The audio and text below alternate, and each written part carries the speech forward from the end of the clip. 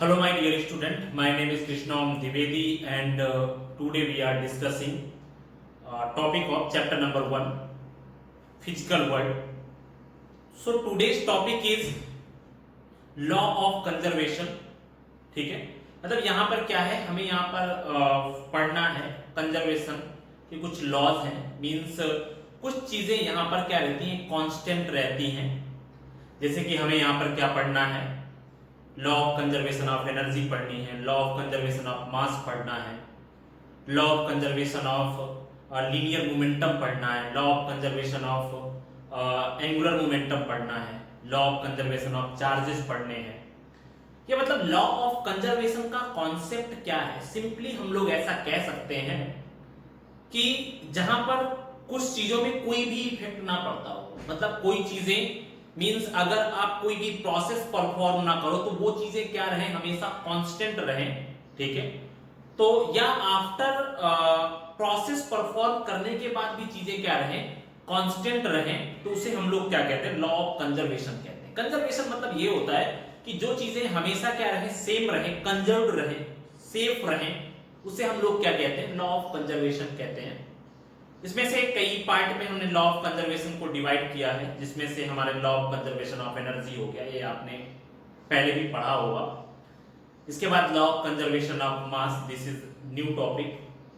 Law of conservation of linear momentum, this is also new topic. Law of conservation of angular momentum, this is also a new topic. And after that law of conservation of charge, ठीक है। देखिए ये सब चीजें हम लोग आगे भी पढ़ने वाले। Law of conservation of energy हम लोग 11th में ही वर्क, एनर्जी और पावर में पढ़ेंगे। लॉ ऑफ कंजर्वेशन ऑफ मास यहाँ पर नहीं है, पर एक नॉर्मली केमिस्ट्री में आप लोग शायद लॉ ऑफ कंजर्वेशन ऑफ मास पढ़ोगे, ठीक है।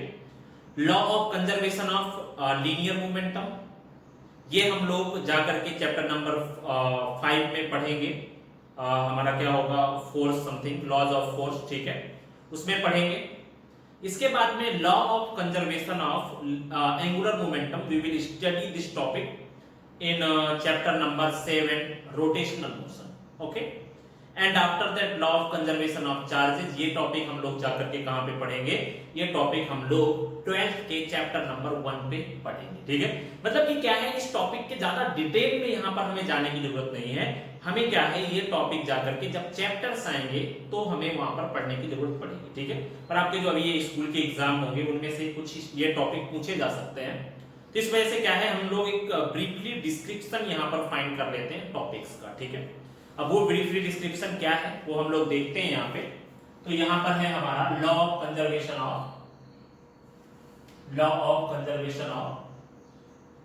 ठीक है, यहाँ पे है लॉ ऑफ कंजर्वेशन, ठीक है।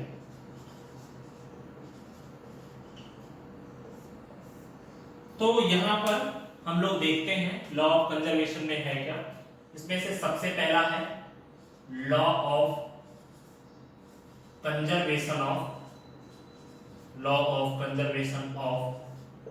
एनर्जी, ठीक है।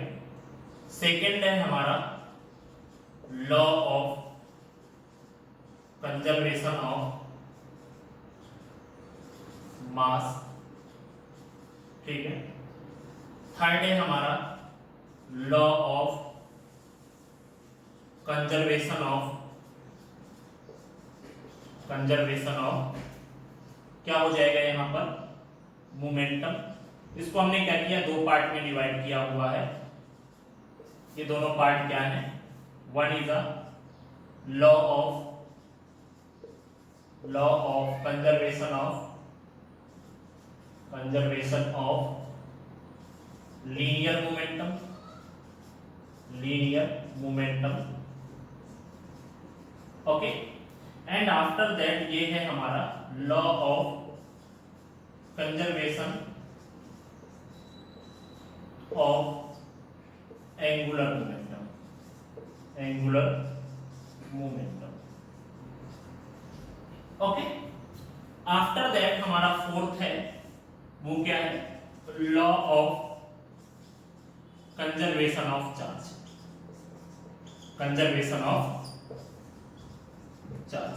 ओके। तो ये हमारे पास टोटल जो टॉपिक है वो मतलब मैंने यहाँ पे देखा लॉ ऑफ कंजर्वेशन को मैंने 4 पार्ट में डिवाइड किया है। Law of conservation of energy, law of conservation of mass, law of conservation of momentum and law of conservation of charge. ठीक है, ये टोटल 4 टॉपिक हैं। अभी हम लोग 1 बाय 1 टॉपिक को डिस्कस करते हैं। चलिए, तो हमारा फर्स्ट टॉपिक है law of conservation of energy. So our first topic is 1 by 1 करके डिस्कस करते हैं। इसको कर लीजिएगा, लिख लीजिएगा इसको। And our first topic is law of conservation of energy. ठीक है, तो यहां पर अगर हम लोग देखें तो law of conservation of energy क्या है, आपने पढ़ा होगा energy can neither be destroyed nor be created, you can convert the energy from one form to another form. ये आपने पढ़ा भी होगा। आप नॉर्मली देखते हो कि मतलब मैं दौड़ रहा हूं, दौड़ते दौड़ते मैं थक गया हूं। ठीक है, मतलब मैं कह सकता हूं कि बहुत सारे लोग इस वर्ड को क्या बोलते हैं कि मेरी एनर्जी तो खत्म हो गई, जबकि रियल में एनर्जी क्या होती है, कभी खत्म नहीं हो सकती है। ठीक है, होता क्या है, energy one form to another form convert हो जाती है। जैसे कि मेरी जो आपकी जो ये काइनेटिक एनर्जी थी वो किसमें कन्वर्ट हो गई, पोटेंशियल एनर्जी में कन्वर्ट हो गई। ठीक है, तो यहां पर ये क्या हो जाएगा, यहां पर हम लोग ऐसा कह सकते हैं कि एनर्जी हमारी खत्म नहीं हुई, जो हमारे अंदर की एनर्जी थी उसका कन्वर्जन किसमें हो गया, पोटेंशियल एनर्जी में कन्वर्ट हो गई। ठीक है, जैसे आपने देखा होगा कि यहां पर कभी भी हम लोग गन से बुलेट फायर करते हैं। ठीक है, तो उसमें होता क्या है, बहुत ही स्पीड के साथ बुलेट जाती है और वो जाकर के किसी मान लो पेड़ के ऊपर चली गई या किसी मतलब एनिमल पे लगी। ठीक है, तो वहां पर होता क्या है कि हम लोग ऐसा कह सकते हैं, बहुत सारे लोग ऐसा बोलते हैं कि अब ये बुलेट की एनर्जी खत्म हो गई। ठीक है,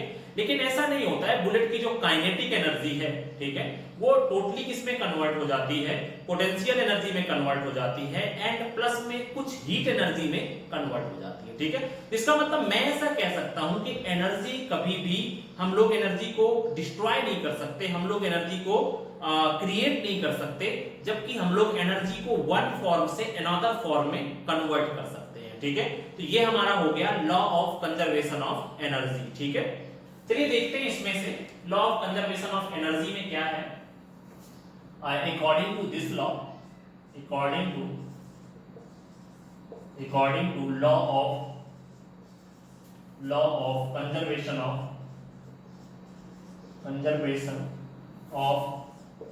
energy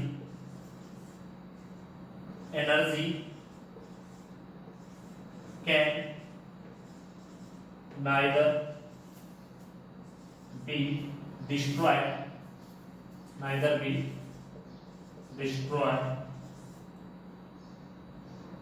nor be created। ठीक है, एनर्जी को ना हम लोग मतलब डिस्ट्रॉय कर सकते हैं, ना ही हम लोग क्या कर सकते हैं, क्रिएट कर सकते हैं, but we can convert energy from one form to another form. ठीक है, तो ये हमारा हो गया law of conservation of energy. मैंने एग्जांपल्स भी दे दिए। ठीक है, बहुत सारे एग्जांपल्स है, किसी भी चीज को आप कंसीडर कर सकते हो। वो किसका एग्जांपल होता है, law of conservation of energy का होता है। ठीक है, यहाँ पर हम लोग देखते हैं, किसी भी चीज को आप ले लो, मैंने आपको बताया एक दौड़ने वाला एग्जांपल दिया, बुलेट का एग्जांपल दिया, आप साइकिल में जा रहे हो, चलते चलते आप क्या करते हो, चलाते हो, आप अपनी जो है ना मैकेनिकल एनर्जी को किसमें कन्वर्ट कर रहे हो, साइकिल की काइनेटिक एनर्जी में कन्वर्ट कर रहे हो। ठीक है, आपको थकावट महसूस होती है। ठीक है, तो आपके अंदर की जो मसल्स की जो पावर है या एनर्जी है वो किसी मस्कुलर पावर जो है हमारी, या मस्कुलर एनर्जी क्या कन्वर्ट हो रही है किसमें, हमारी काइनेटिक एनर्जी में कन्वर्ट हो रही है। तो ये बहुत सारे एग्जांपल्स हैं law of conservation of energy के। ठीक है, इसके बारे में हम लोग मैक्सिमम जो डिस्कस करेंगे वो वर्क एनर्जी पावर चैप्टर में डिस्कस करेंगे। ठीक है, बहुत सारा इसका डेरिवेशन जो भी आएगा हम सब कुछ वहां पर डिस्कस करने वाले हैं। ठीक है, तो ये हमारा हो गया law of conservation of energy. अभी हम लोग इसको सिर्फ डिफाइन करके चल रहे हैं। ठीक है, नेक्स्ट है हमारा law of conservation of mass, law of conservation of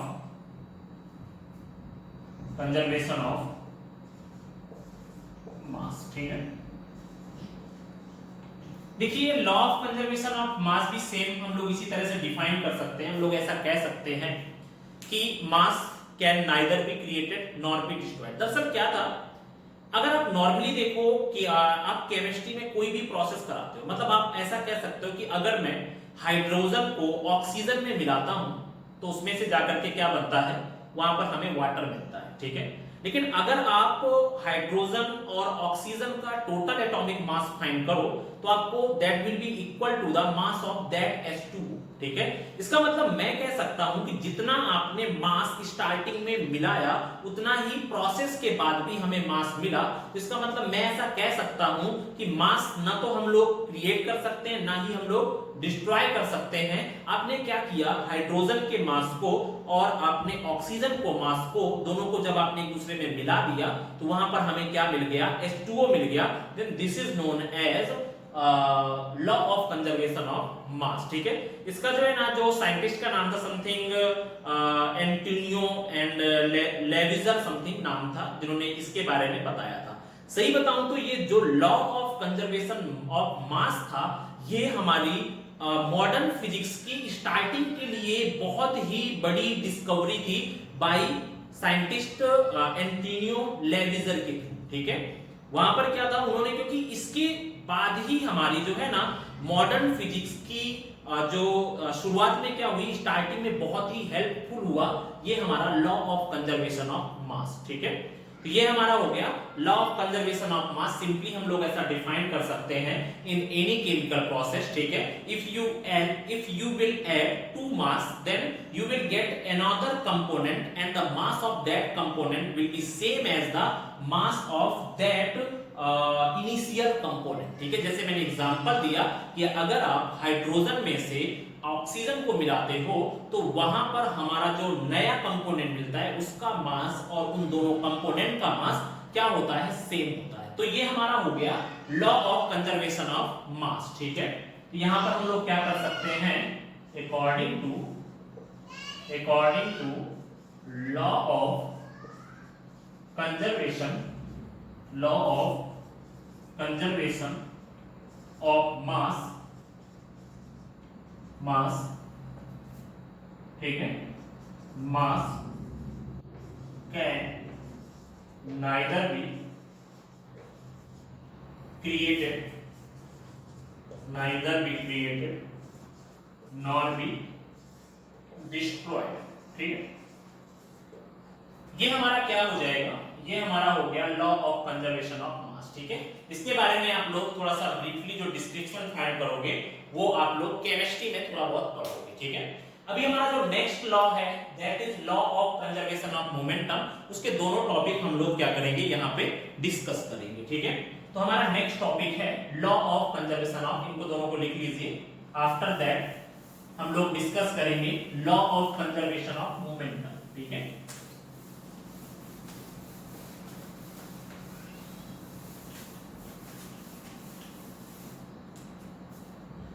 So our next topic is law of conservation of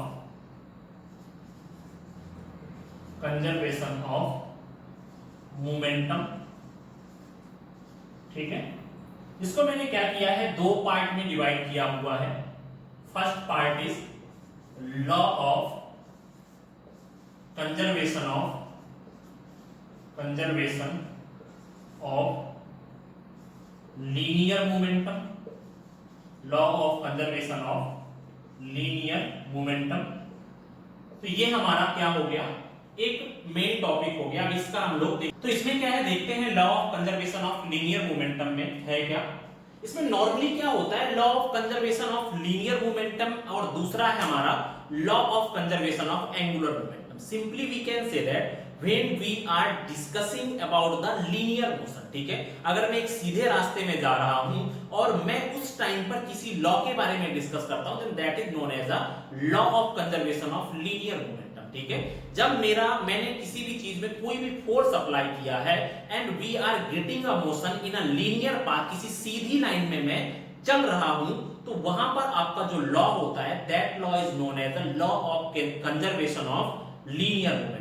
इसके बाद में अगर मैं यहाँ पर देखूं तो दूसरा हमारा जो टॉपिक है that is a law of conservation of angular momentum. It means if we are moving in a circular path और if we are performing a rotational motion, तो वहां पर आपका जो लॉ ऑफ कंजर्वेशन यूज होता है उसे हम लोग क्या कहते हैं, उसे हम लोग बोलते हैं law of conservation of angular momentum. ठीक है, तो यहाँ पे सिंपली हम लोग ऐसा डिसाइड कर सकते हैं, यहाँ पर law of conservation of momentum की बारी आई है, मतलब नाम से ही पता चल रहा है कि यहाँ पर कंजर्व्ड कौन सी चीज हो रही है, यहाँ पर कंजर्व्ड हो रही है आपका मोमेंटम। ठीक है, इसका मतलब अब हमें इसके अकॉर्डिंग डिस्कस करना है कि इसमें क्या कंडीशन होगी मोमेंटम की, किस चीज पे हमारा मोमेंटम क्या रहेगा, कांस्टेंट रहेगा, वो चीज हम लोग यहाँ पर डिस्कस करते हैं। ठीक है, चलिए देखते हैं law of conservation of momentum पे क्या है। यहां पर हम लोग ऐसा कह सकते हैं according to this law, according to this law if applied force on any body, if applied force on any body is zero, then momentum of या linear momentum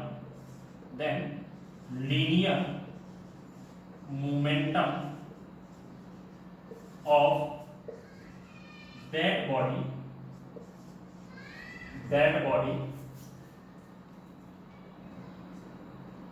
is linear momentum of that body will be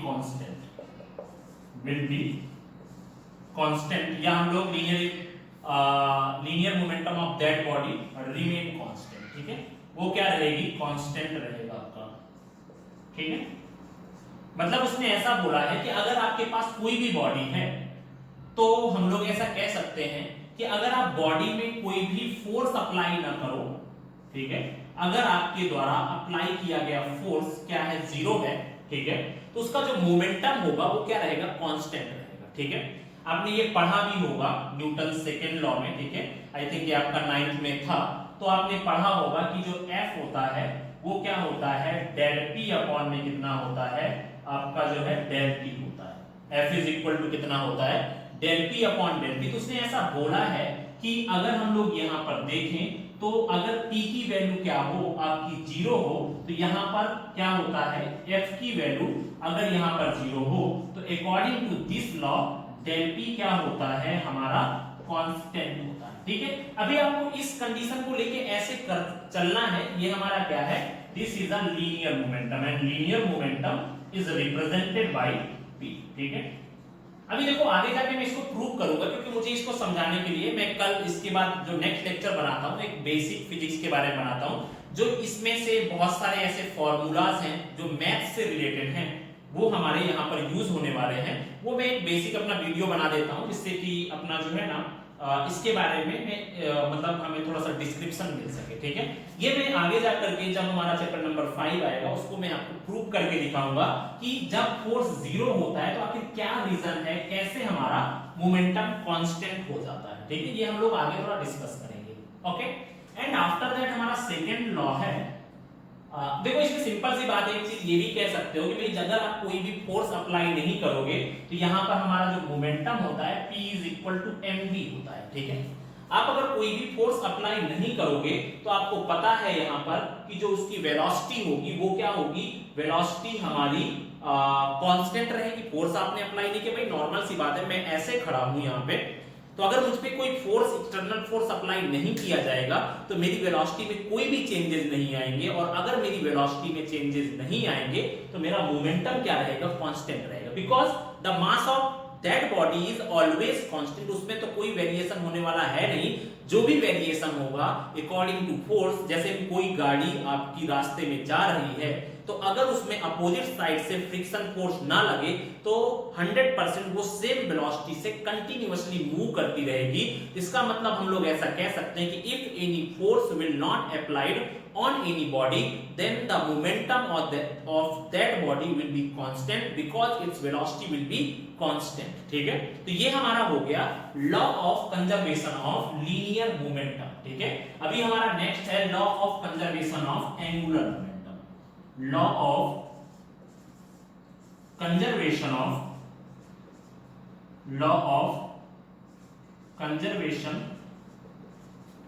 of angular momentum. ठीक है, same चीज है इसमें भी, बस इसमें से क्या है मैंने आपको बताया था कि if any body will be moving in a circular path, तो वहां पर कौन सा लॉ वर्क करता है, वहां पर वर्क करता है law of conservation of angular momentum. ठीक है, तो ये क्या होता है, according to this law,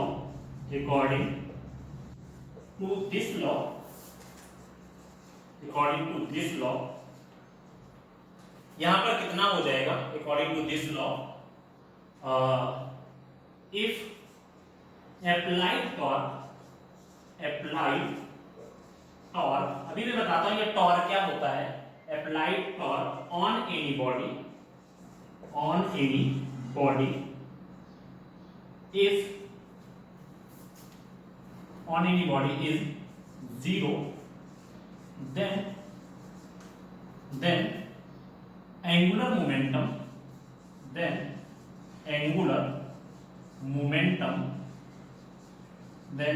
momentum of that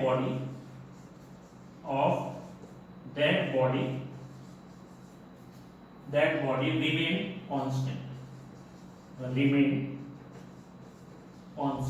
ठीक है, देखिए यहां पर भी वही चीज है, सेम चीज। देखो यहां पर जो टॉर्क होता है ना, अगर हम लोग यहां पर बात करें, if you will think about a linear motion, तो वहां पर जो मोशन में चेंज करने का काम करती है उस चीज को हमने, उस एजेंसी को हमने नाम दिया फोर्स। ठीक है, और यहां पर when any body will be moving in a circular path और any body will perform some rotational motion, तो वहां पर उसको रोटेशनल मोशन में जो परफॉर्म कराने का काम करता है, तो उस चीज को हम लोग क्या बोलते हैं, टॉर्क बोलते हैं। इट मींस आपने क्या किया, यहां पर लीनियर पाथ में अगर कोई भी चीज अप्लाई होती है, उसके मोशन को चेंज करने के लिए, उस बॉडी की पोजीशन में चेंजेस के लिए, उसको हम लोग लीनियर में उस चीज को फोर्स बोलते हैं, और उसी चीज को हम लोग एंगुलर में क्या बोलते हैं, टॉर्क बोलते हैं। ठीक है, means both are same things, but this word is used in linear motion and this word is used in an angular motion or an rotational motion। ठीक है, और वहां पर यहां पर लीनियर मोमेंटम वर्ड यूज किया गया, यहां पर एंगुलर मोमेंटम, क्योंकि यहां पर एक एंगल बनाते हुए बॉडी मूव करती है। सिंपल सी बात है, if you will think about a circular path, तो simply we can say that थोड़ी देर पहले ये बॉडी यहां पर थी, थोड़ी देर बाद बॉडी यहां पर पहुंच गई, जिसका डिस्प्लेसमेंट कितना हुआ, दैट इज थीटा। तो यहां पर हम लोग क्या करते हैं, जो भी चीजें डिस्कस करते हैं वो किसके अकॉर्डिंग डिस्कस करते हैं, एंगल के अकॉर्डिंग डिस्कस करते हैं। उसने ऐसा बोला है कि अगर किसी भी बॉडी में लगने वाला टॉर्क कितना हो, 0 हो, तो उसका जो एंगुलर मोमेंटम हो जाता है वो क्या हो जाता है, एंगुलर मोमेंटम इसका कांस्टेंट हो जाता है। ये क्या हो जाएगा, हमारा कांस्टेंट हो जाएगा। ठीक है, तो ये हमारा हुआ law of conservation of angular momentum. ये टॉपिक हम लोग डिटेल में कहां पर डिस्कस करेंगे, रोटेशनल मोशन चैप्टर में परफेक्टली डिस्कस करेंगे। ठीक है, ये हमारा हो गया law of conservation of momentum. Now our next topic is law of conservation of charge. ठीक है, ये दोनों टॉपिक आप लोग कर लीजिए, इनके बारे में डिस्क्रिप्शन हम लोग इनके चैप्टर में ही डिस्कस करेंगे। Okay, now our next topic is law of conservation of charge. देखिए law of conservation of charge क्या होता है कि if you will think about a isolated system, ठीक है, यहां पर अगर मैं बात करूं कि भाई ये मान लो मेरा एक सिस्टम है और मैंने इस सिस्टम को एक ऐसी जगह पर रख दिया है जिससे बाहर की चीजों का इस चीज पे कोई इफेक्ट नहीं पड़ता, बिकॉज यहां पर मैंने एक वर्ड यूज किया है आइसोलेटेड सिस्टम। आइसोलेटेड सिस्टम मतलब ये होता है जिसका एनवायरनमेंट के साथ कोई भी रिलेशन नहीं होता है, उसको हम लोग क्या बोलते हैं, आइसोलेटेड सिस्टम बोलते हैं। ठीक है, तो नॉर्मल सी बात है कि if we have a isolated system, अगर हमारे पास क्या है, कोई एक आइसोलेटेड सिस्टम है, तो मैं ऐसा कह सकता हूं कि उसमें से अगर आप कोई भी प्रोसेस कराओगे, ठीक है, मतलब उसमें से पहले तो कोई प्रोसेस होने वाली है नहीं, क्योंकि वो टोटली इन्वायरमेंट से अलग रखा हुआ है, ठीक है। इट मींस इसके अंदर कोई प्रोसेस नहीं हो रही। It means we can say that this body will be in a neutral condition, ठीक है। अगर ये न्यूट्रल कंडीशन पे है तो मतलब मैं ऐसा कह सकता हूं कि अगर न्यूट्रल कंडीशन पे है, then the value of electric charge will be equal to 0 in this system, okay. अब इसके बाद अगर आप इस पे कोई प्रोसेस कराते हो, ठीक है, तो इसमें से जैसे ही आप प्रोसेस कराओगे तो वो जो आपका न्यूट्रल कंडीशन में चार्ज हैं, तो वो सभी के सभी चार्ज दो पार्ट में डिवाइड हो जाएंगे। Some charge will be electron and some charge will be proton.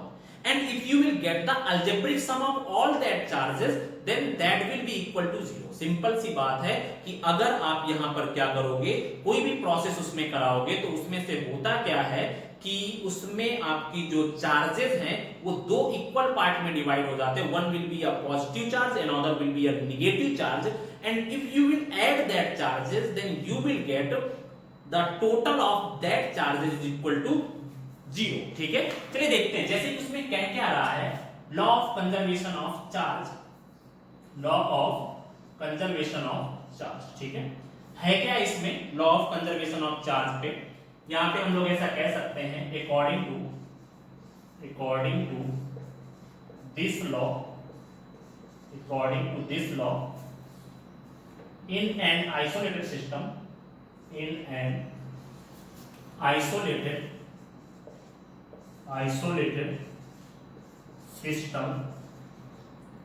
the